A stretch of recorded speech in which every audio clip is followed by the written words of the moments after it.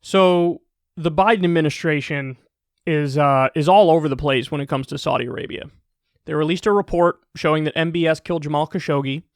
Then not only did they not do anything, soon thereafter they were bombing top Saudi targets in Syria, people that Saudi Arabia would want them to bomb.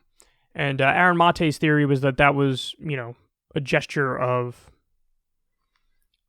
hey, don't hate us, don't dislike us. I had to release that report, but I'm still your boy, and here I am doing your dirty work for you. I mean, that is a plausible theory, So Mehdi Hassan here is going to talk to Ron Klain, Biden's chief of staff, and ask him about Saudi Arabia. Look at what happens. Treasury Secretary Janet Yellen said last month, and I quote, "Those involved in the abhorrent killing of Jamal Khashoggi must be held accountable. We know, thanks to the Biden administration, thanks to you, declassifying the CIA's intelligence, that MBS, the Crown Prince of Saudi Arabia, was behind that killing. And yet you haven't held him accountable. Why?" Well, so let's be clear. As you said, we finally, long overdue, released the report that pointed the finger clearly at MBS as being responsible for that. And we have reset our relationship with Saudi Arabia. We've recalibrated that relationship very much. We've imposed sanctions on his elite force that conducted this event. We imposed sanctions on high-level official in Saudi intelligence. It's been our government's long-standing policy not to personally sanction heads of state, leaders of government in countries where we have diplomatic relations. He's not Why? the head of state, because though. we need to also. Ron, he's not the head of state. He's a very senior government official, and we need to work with the Saudis to solve problems like the crisis we have in Yemen. So we have to balance the desperate needs for accountability here, which we have taken important steps on, for this horrible, ghastly, awful, inexcusable crime, with also, unfortunately, our needs to work with the Saudis on challenges like the problem we have in Yemen right now. That's insane. He talks about working with the Saudis on challenges like what we have in Yemen right now. The challenge in Yemen is Saudi Arabia. They're the problem. They're the problem. So why are you working with them when they're the problem? You're actively working on the wrong side of this? The answer is yes, that's it. That is what they're doing. They're actively working on the wrong side of this. Saudi Arabia is carrying out a genocide. Saudi Arabia has an embargo on the port of Hodeidah, and there's famine as a result of that. People can't get the food they need. People can't get the medicine they need. We've seen the videos and the pictures from the hospitals that are coming out. We could end that today. If we chose to end it, we could end it today. We're the United States of America. We have the most powerful military on planet Earth. We're still the boss. We're still the superpower.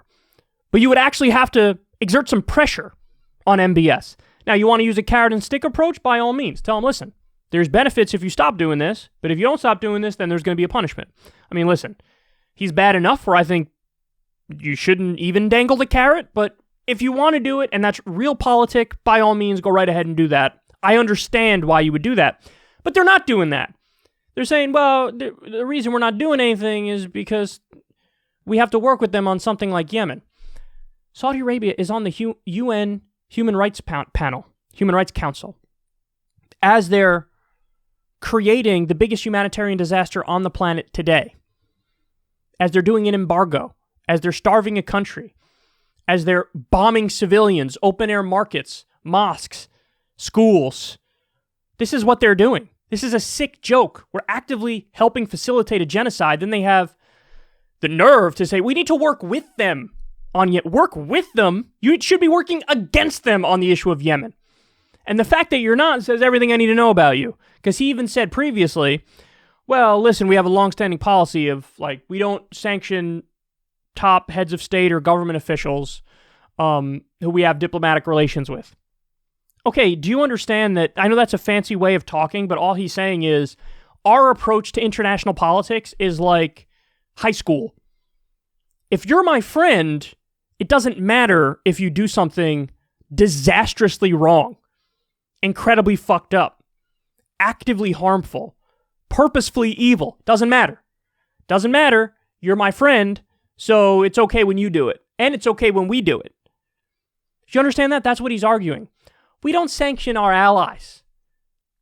So then shut the fuck up about it. Oh, we care about freedom and democracy and human rights. You just admitted you don't.